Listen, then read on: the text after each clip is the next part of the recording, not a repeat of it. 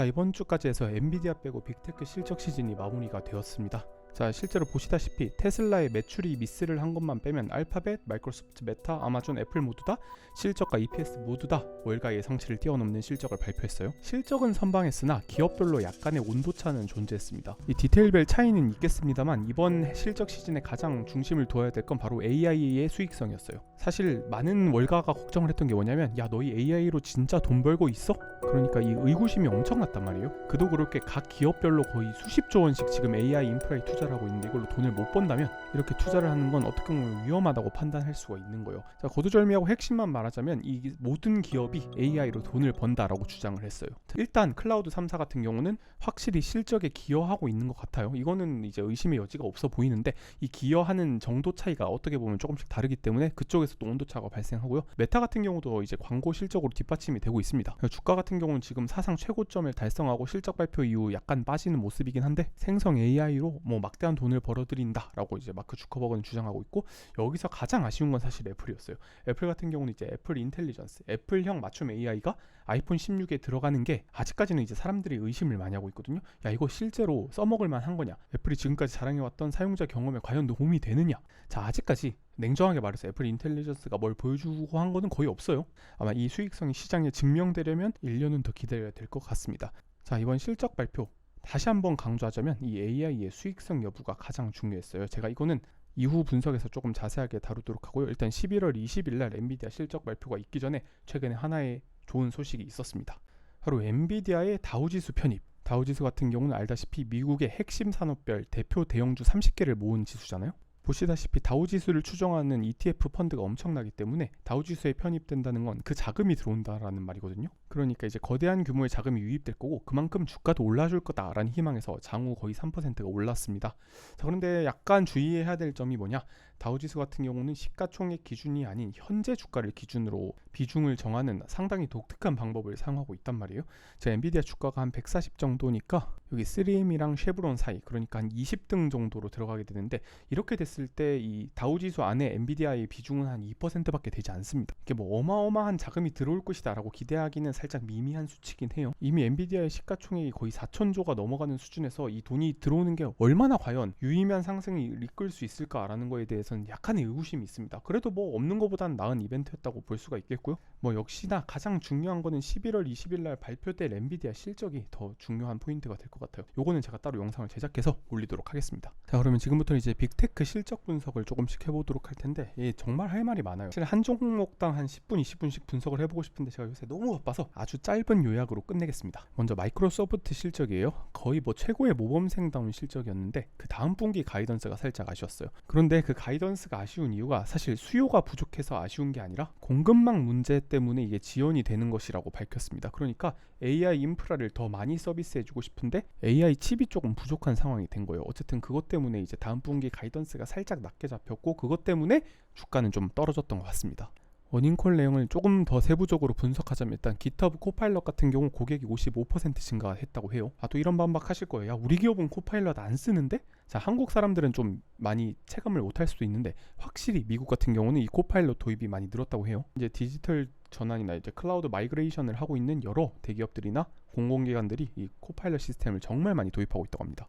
응답 속도도 2배로 늘었고 품질도 3배로 개선되었다. 그리고 이제 포춘 500기업 같은 경우 대략 70%가 이 코파일럿을 채택했다고 해요. 이게 체감이 안 되실 수 있는데, 일단 기본적인 마이크로소프트 오피스에다가 이렇게 코파일럿을 얹어서 한 몇만 원씩 더 받는 서비스가 결론적으로 마이크로소프트의 어마어마한 매출로 이어지고 있다는 말이겠죠. 이런 AI 산업이 연간 100억 달러, 하나로 치면은 한 15조 정도 되는 것 같은데, 그 정도의 매출 증가를 예상을 하고 있고, 이 AI 소프트웨어뿐만 아니라 AI 클라우드 시스템 있죠. 이 클라우드가 기여하는 바도 무려 성장이 12%나 된다고 합니다. 그뿐만 아니라 마이크로소프트 패브릭 고객이 늘었고, 파워 플랫폼이 늘었고, 이제 오픈 AI의 투자금액 가치가 늘어났다. 이 지분법 처리하는 것 같은데, 요새 오픈 AI의 기업 가치가 거의 200조를 넘게 평가받는 걸로 봐서 아마 거기에 따른 지분법 이익 상승이 있었을 것으로 판단이 되고 있습니다. 그러니까 마이크로소프트의 실적 한마디로 요약하자면 이 AI로 큰 돈을 벌고 있고 실제로 수익이 나고 있다. 상당히 안정적으로 이 AI 시대의 단물을 쪽쪽 뽑아먹고 있는 기업이 바로 마이크로소프트다라고 말할 수가 있겠습니다. 자, 그런데 그만큼 AI에 대한 투자도 어마어마해요. 이제 아마 장기적으로 한 200빌리언 달러, 하나로 한 250조에서 300조 원이 되는 돈을 투자하고 있고, 올해도 제가 알기로 50조 이상 썼는데 내년에는 한 7, 80조 이상 쓸 거라는 그런 썰이 돌고 있더라고요. 그러니까 내년에도 AI에 대한 투자는 계속해서 이어질 거고, 아직도 수요가 AI 캐파에 비해 훨씬 많다라고 말을 하고 있으니까요. 자, 이제 이런 말 들으면 아마 많은 사람들이 야, 나는 AI에 대한 효용을 못 느끼겠던데, 우리 기업에서는 안 쓰던데, 나는 안 쓰는데, 저는 개인적인 경험에 따른 상황 인식의 오류라고 생각을 해요. 많은 업종에서 실제 AI가 생산성 향상과 비용 절감으로 이어지고 있는 것도 사실이고, 앞으로 더욱 빠르게 이 AI 어답션이 일어날 것이라고 생각을 합니다. 실제로 구글이 최근에 내놓은 수백 개 기업 상대로 설문조사를 한 결과에서도 잘 드러나고 있습니다. 응답자의 75%가 AI 도입이 ROI, 그러니까 투자 대비 수익률을 올려줬다는 답변을 내놨고, 86%는 AI 도입으로 6%의 매출 향상이 있었다라는 그런, 이 리포트도 한번 읽어보시면 도움이 많이 될 것 같고요. 다시 본제인 구글 실적으로 넘어오자면, 일단 구글 서치랑 유튜브는 양호한 실적을 내놨어요. 그리고 가장 독보적이었던 건 아까 전에 기업들이 발표했듯이 AI에 대한 수요, 거기에 따른 구글 클라우드의 성장이었습니다. 성장을 꽤나 했음에도 불구하고 구글 클라우드 같은 경우는 거의 연간 30% 성장하고 있어요. 진짜 어마어마한 수준인데, 또 구글 클라우드의 장점이 AI 서비스들을 쉽게 통합할 수 있다는 거거든요. 다들 알고 계시는 이제 구글의 AI인 제미나이 같은 경우 최근 패치로 인해 성능이 상당히 좋아졌어요. 그 예전 버전인 GPT-4o, 아마 챗 GPT 하시면 가장 먼저 떠오르시는 그 모델이라고 보시면 되는데, 이제 이것보다도 제미나이 1.5%가 조금 더 나은 수준이고, 가장 최근 버전, 이게 추론을 하는 버전인 O1 퓨리뷰보다는 살짝 낮은 수준입니다. 그런데 이제 스피드 같은 경우는 제미나이가 가장 빠르고, 가격 같은 경우도 이제 클로드나 챗 GPT보다 낮기 때문에 어떻게 보면 수치상으로는 상당히 가성비가 좋은 선택이라고 할 수 있겠죠. 오픈 AI가 워낙 잘하고 있어서 약간 구글이 묻히는 감이 없지 않아 있는데, 그래도 구글은 AI에서 업계 최강조로서의 면모를 잘 보여주고 있는 것 같습니다.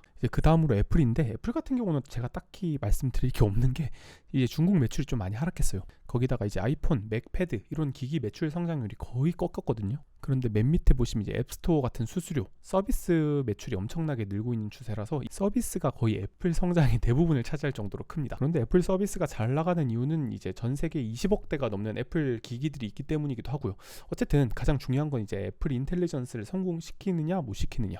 이제 가장 최근에 보시면은 애플 아이폰에다가 인텔리전스가 들어왔어요. 미국에서 먼저 시작이 됐고, 내년쯤이면 이제 전 세계로 확장이 된다는데, 지금까지의 반응은 그렇게 뜨겁지는 않은 게 사실인 것 같습니다. 아직까지 다른 AI 모델에 비해서 약간 성능이 조금 떨어지는 것 같다라는 썰도 많고, 이게 아무래도 애플 네이티브 앱이랑 그만큼 연동이 잘 될 줄 알았는데 생각만큼은 안 되는 것 같아요. 분명 이제 애플 인텔리전스를 사용하려면 최소 아이폰 16 이상으로 가져야 되는데, 이제 아이폰 16을 새로 사게 돼서 슈퍼 사이클이 만들어질 거다라는 기대감에 애플이 많이 올랐거든요. 그런데 아직까지는 조금 애매한 것 같습니다. 이게 과연 사람들이 아이폰 16을 살 것인가, 그리고 애플 인텔리전스가 그만큼의 구매 욕구를 불러일으킬 것인가에 대한 의문은 이제 전 세계로 퍼져나가고 있는 상황이고요. 만약에 아이폰 17 정도가 나왔다, 그때쯤이면 아마 전 세계에 애플 인텔리전스가 들어가겠죠. 지금보다 더 나은 발전된 모습을 보인다면 충분히 새로운 사이클을 만들어낼 수 있지 않을까. 아이폰 17로 바꾸려는 욕구가 상당할 것 같거든요. 그런데 아직까지는 모르겠다, 조금 더 두고 봐야 되겠다라는 게 이제 IB 투자은행들의 공통적인 의견이었던 것 같습니다. 그 다음은 이제 또 메타예요. 메타 같은 경우 우리나라 사람이 정말 관심 없는데, 2022년에 실적 쇼크 나면서 메타 막 30%씩 떨어졌을 때 있거든요. 그때 막 고점 대비 70% 갈 때, 와, 메타 정말 싸다, 아직까지 정말 좋은 기업이고 분명히 이 AI 분야에서 강점이 있는 그런 기업이다 라고 말씀을 드렸던 게 제가 거의 한 1년 반쯤 전인 것 같은데, 그 이후로 거의 한 5배 오르고 지금 이제 신고가를 깼다가 살짝 주춤한 상태긴 합니다. 자, 이 메타의 실적을 한마디로 요약하자면, 메타는 대부분 광고 매출로 돈을 벌잖아요. 그런데 본인들이 이제 개발한 AI 추론 엔진으로 광고의 노출량이 플러스 7% 이상 올랐고, 광고 평균 가격이 11% 이상 상승했다고 합니다. 여러분들은 광고 보는 거 정말 짜증나시겠지만, 요새 메타가 광고 타겟팅을 기가 막히게 한다고요. SNS 플랫폼에 있는 모든 사람들의 광고를 보는 평균 시간이 7%가 늘었다고 합니다. 이게 실제로 리텐션 타임이 길 수도 있고 그냥 광고 노출을 많이 했을 수도 있는데, 어쨌든 광고주 입장에서 메타에 광고를 뿌리는 건 이득이다. 그러니까 광고 단가도 많이 상승한 추세고요. 메타에서 말하기로는 이게 전부 다 AI 추론 때문이라고 말을 하더라고요. 사실 메타가 이제 H백 같은 경우는 몇십만 장씩 구매하는데, 얘네가 이걸로 뭘 하나 잘 들여다봤더니 우리한테 광고를 더 많이 보여주려고 추론 엔진을 계속해서 돌리더라, 이 말입니다. 자, 뭐 일단 그렇다고 합니다. 자, 그런데 메타 같은 경우는 일단 AI 투자가 정말 많은 편이에요. 다른 기업들에 비해서도 많아요. 약간 이 저커버그가 상당히 젊어서 그런지 모르겠는데 엄청 공격적으로 투자를 하고 있습니다. 이게 잘 돼서 큰 수익을 벌지 아니면은 부메랑으로 역풍으로 돌아올지는 모르겠습니다만 아무래도 이런 부분이 투자자의 우려를 조금 사고 이번 실적 발표 때 한 3% 4% 떨어진 것으로 기억을 하고 있습니다.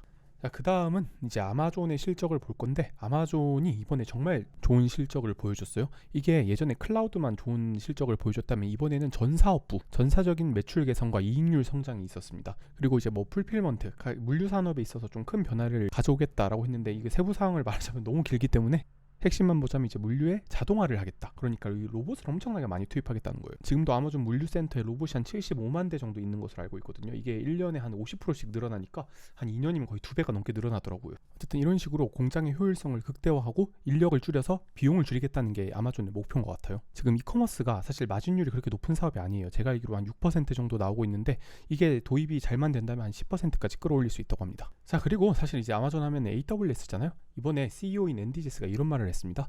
더 많은 AI 가속기가 있었더라면 더 많은 AWS 매출을 낼 수 있었을 것이다. 자, 결국 아마존도 돈벌이 수단은 AI였다는 거예요. 그리고 그 중에서도 아마존이 만드는 AI 칩인 인퍼렌시아 2라는 AI 추론 칩이 있단 말이에요. 자, 요게 생각보다 많이 분전을 하고 있더라고요. 참고로 지금 엔비디아의 H100 GPU 있죠? 요거를 빌리는데 1시간에 대략 한 4.5달러 정도 든단 말이에요. 이게 회사마다 엄청 차이가 나고 어떤 요금제냐에 따라서 이 단가가 차이가 많이 나는데 대략 한 5달러 정도 보시면 될 것 같아요. 그런데 이제 아마존이 이제 자사 모델인 인퍼렌시아 2 요거를 12개 묶은 모델을 판매하고 있단 말이에요. 요것도 보시면 이제 한 시간당 5달러 정도 가격을 지불을 하고 있어요. 그러니까 이제 한 대의 H100 GPU랑 이제 12개의 인퍼렌시아랑 거의 같은 정도의 가격이 나온다는 말이겠죠. 이번에 CEO인 앤디 제시도 이 부분을 언급을 하더라고요. 자사 모델인 인퍼렌시아 2를 더 많이 발주를 넣겠다. 자, 이 인퍼렌시아 2 얼마일까 찾아보니까 대략 칩당 1250달러거든요. TPP라고 하는 성능 지표는 AI 연산력인데 한 6천 정도 나옵니다. 자, 그런데 이제 H100, 엔비디아 H100 같은 경우는 2만 달러에 6만 3천 정도 나오거든요.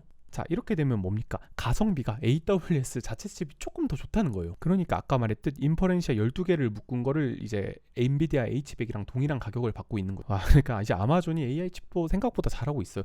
이제 이걸로도 또 쏠쏠하게 수익을 내고 있는 것 같습니다. 자, 그런데 또 오해하시면 안 되는 게 이 H100과의 비교를 했을 때 가성비가 나쁘지 않다지 이제 엔비디아의 블랙엘이랑 비교를 해버리면 생각보다 차이가 많이 납니다. 이제 엔비디아의 블랙엘 같은 경우는 이제 TPP가 무려 32만이에요. 그런데 이제 가격은 35,000불이죠. 이제 가격 차이는 한 30배 정도 나는 데 비해 성능 차이는 60배 이상이 나버리니까 아무래도 엔비디아의 블랙엘이 출시될 때쯤이면 이거는 진짜 상대가 안 되겠다라는 생각이 들긴 합니다. 자, 그럼 지금까지 나온 빅테크 실적 한마디로 요약하자면 AI로 실제 돈을 잘 벌고 있고 앞으로도 계속해서 투자는 늘리겠답니다. 현재 어닝콜에서도 그런 질문이 엄청 쏟아졌단 말이에요. 야, 너희 AI 투자 너무 많은 거 아니냐? 라고 했는데 글쎄요, CEO들의 답변은 한결같았습니다. AI 투자가 적정한 수준으로 이루어지고 있고 25년엔 더 늘릴 계획이다.